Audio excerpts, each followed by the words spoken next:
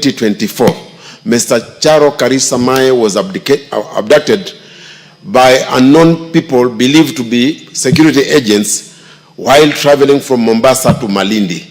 The matter was reported at Malindi Police Station by the OB number 30/16/02/2024.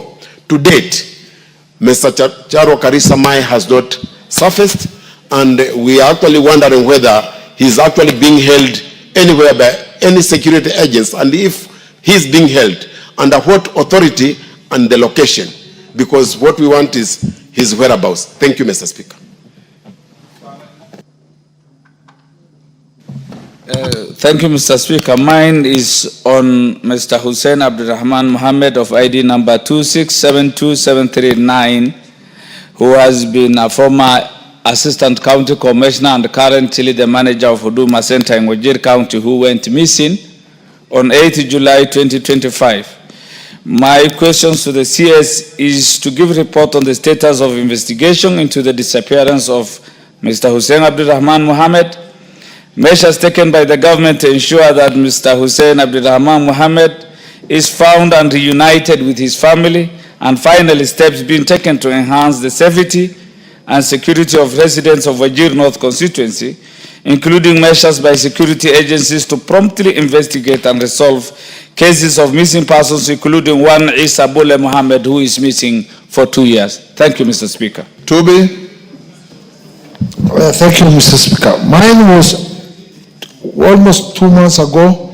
Isiolo was in problems. Isiolo had security problems, and I raised the question, a statement here, to be answered by the chairman. It did not come, and this morning I received it. It has something to do with the Isiolo problem, and I'm not satisfied with the statement, with the answer which I was given. This one talks about Isiolo. The problem emanated. We used to have Isiolo having banditry and all these things. These days it's not about banditry, but problems in town. The problems in town emanate from political and something imported into Isiolo. Now, the problem we are having right now is the issue of a constitutional mandate being done by the members of the County Assembly against the Speaker on accountability. And the whole thing, goons were brought into Isiolo County, and there's a lot of deaths and injuries which has happened. People are living under threats and intimidation that County Assemblies should not hold this meeting. That is what it is. And then the help of the government itself, the police and everybody, was nowhere to be seen. County Assembly was vandalized. Everything was moved from that in presence of the police. And the governor is the person who is doing this. And as if he's above the law. And that is not the only first one. The governor was known to have done the same thing in City Hall some time back. Now we are getting the same thing. Whatever you're talking about today, about drugs and all these things, has something to do with a new phenomenon in Isiolo. Then the minister can tell us what exactly have they done. Thank you. Yes, Naomi. Thank you, Honorable Speaker. I'll take the House back to the ID issue, the issuance of IDs. Number one, I want to say a big thank you to our President and to the Ministry for the issuance of IDs to the people. In fact, our people feel that this is the time we have gotten independence. My question is on the number of days that people that they take to release the ID cards, because it has taken quite some time. Some people have been waiting for the last 6 months, others have been waiting for their cards, for their ID cards for the last 1 year.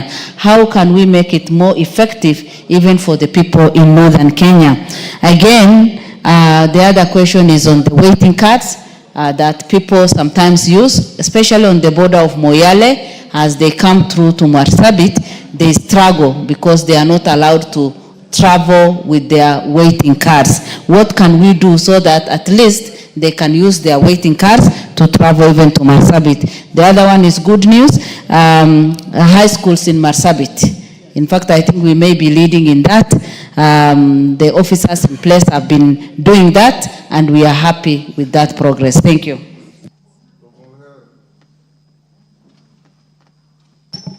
Thank you, Speaker. Mine are also two quick questions that I had raised earlier. Yes, sir.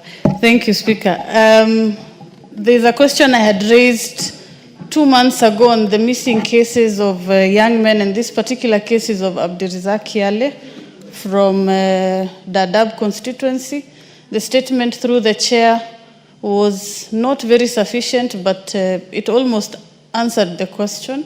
So the brother is back. He was released after 2 weeks, but his other brother, who they were abducted together by the police, is now missing for 2 years. On behalf of the family, I'm requesting for quick interventions and an answer on that. Thank you. Bogoyo. Thank you, Mr. Speaker. I rise to ask the CS and appreciate his efforts of subdividing Kajiado North into two operational sub-counties to have OCPDs.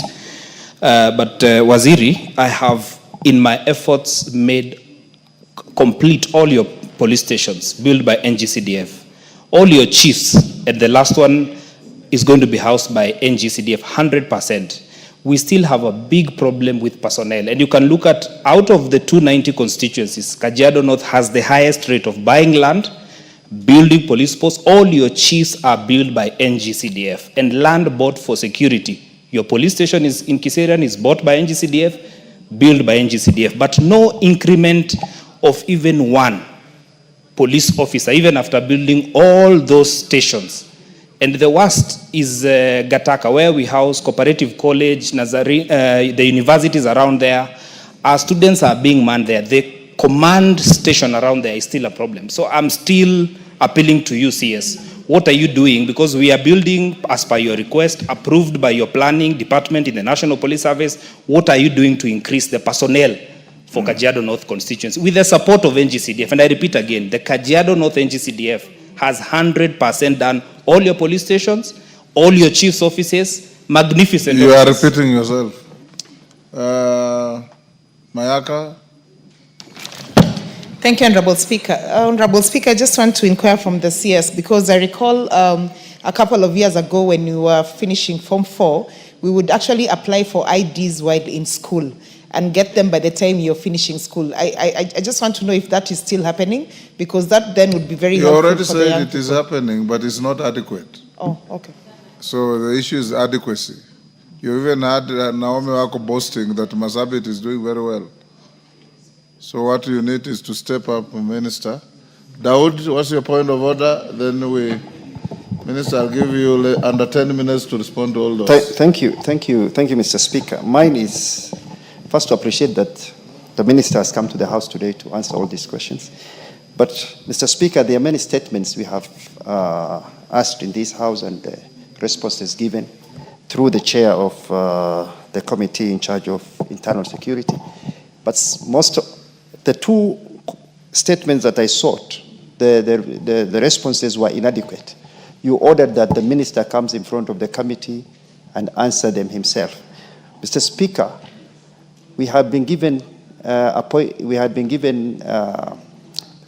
2 dates to come in front of the committee. And the last minute, we are told that the Minister is not appearing. So I wanted you to reinforce your order so that the Minister can come in front of the committee again and answer those questions. Thank you, Mr. Speaker. That is easy to dispose of, Minister. You are ordered to appear before the committees when you are invited. That is a duty. You can respond to the others. Thank you, Mr. Speaker. Just hold on. Kagusha. Let's take the last. Thank you very much, Honorable Speaker. I just want to make an appeal as well to the CS to kindly provide police officers and personnel for Gumba Police Post and the Kibutio Police Post in Mukurweini in Gekondi. The two police posts have been constructed and now they are ready for occupation. And we have also distributed this to your staff at the local level so that we can be able to have them occupied and serve the people of those two areas. Thank you. Minister, you can now respond. Mr. Speaker, thank you very under much. 10 minutes. I definitely, of course, just like the House, we have a good working relationship with the committee. And I know the member is not a member of the committee, but it was his question. It was only that we agreed with the committee because of the program at that point in time. Twice we were unable to meet. But in the next one, I'll make sure that respond. Mr. Speaker, on the question of, the first one was Mr. Charo. Mr. Speaker, the Member of Parliament of Kinango constituency, Genz has requested this statement. And Mr. Speaker, on 16th of July 2024, Mr. Wanje Karisa Mai reported the disappearance of his brother, Mr. Charo Mai Karisa, aged for 20 years at Malindi Police Station via OB number 3016/7/2024 at 10:57 hours.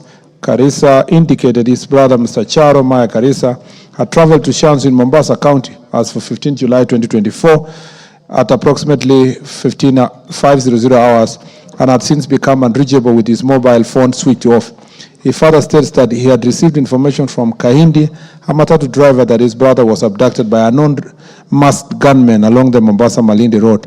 An inquiry file number 16 of 2025 was subsequently opened to establish the circumstances surrounding these allegations. The case remains under active investigations. On the measures, Mr. Speaker, the government remains firmly committed to upholding constitutional Kenya and safeguarding fundamental rights and freedom of all citizens. The service refutes claims of enforced disappearance, which is not sanctioned activity of the state. Such acts are criminal in nature and perpetrated by individuals or organized criminal elements acting outside the law. To mitigate and respond to these incidents of abduction and to enhance public safety, the service has instituted the following proactive measures. A dedicated response team domiciled at the DCI headquarters was formed to swiftly handle the reported abduction cases. 2, the police will conduct investigation to all reported cases, ensuring prompt arraignment in court of law of those found culpable to deter future criminal activity. Members of the public are encouraged to report these matters to the DCI.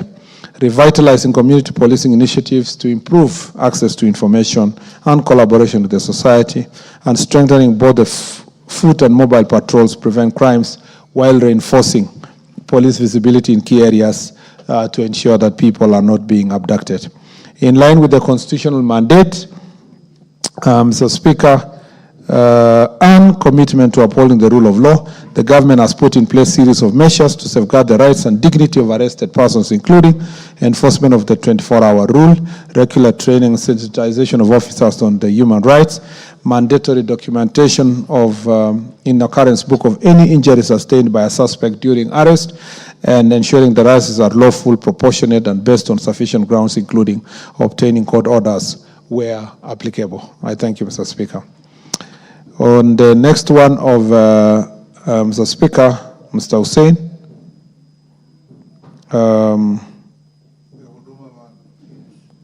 Hussein is the Huduma man, right? Yes, that's correct.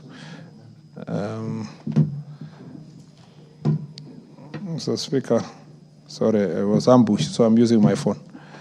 Mr. Speaker, on the Member of Parliament for Wajir North constituency, Honorable Ibrahim Sane, has requested to be apprised on the disappearance of Mr. Hussein Abdurrahman Muhammad, the manager of Wajir Huduma Center. He was allegedly last seen on 8 July while attending official function presided over by the Cabinet Secretary of Public Service at Huduma Capital Development. The Honorable Member particularly sought to be informed the status of the investigation into the disappearance of Mr. Abdurrahman, the measures taken to ensure that Mr. Abdurrahman is found and reunited with his family. Mr. Speaker, Abdurrahman Muhammad reported the disappearance of his uncle, Mr. Hussein Abdurrahman Muhammad. Abdi Salam Muhammad reported the disappearance of his uncle, Mr. Hussein Abdurrahman Muhammad, on 10 July 2025 at Wajir Police Station via OP number 17 of July 2025.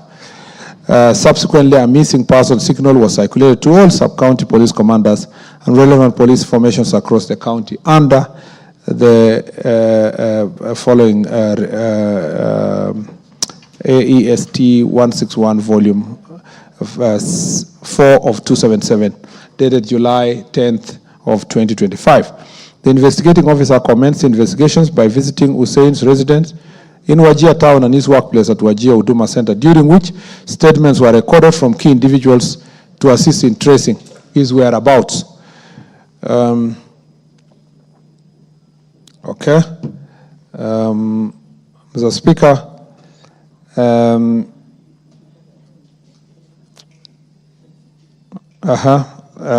then on July, Mr. Ahmed Mohamed, a first cousin, reported that attempts to reach Mr. Hussein on 9th July were unsuccessful as his mobile phone was switched off. The family members contacted his mother in Isiolo and his wife, Ms. Fatuma Adan, residing in Ada Dijole, Wajir North Sub-County. Both of them confirmed that he has not been seen. Ahmed further disclosed that Hussein had previously suffered from mental health-related conditions and was known to occasionally go to Islamic missions, that is Tabligh. Mr. Hussein Made Arale, Deputy Manager of Wajir Huduma Center, confirmed that he had worked with Mr. Hussein for 4 years and described their working relationship as cordial. He stated that Mr. Hussein had applied for a 20-day annual leave beginning on the 4th of July, 2025, but commenced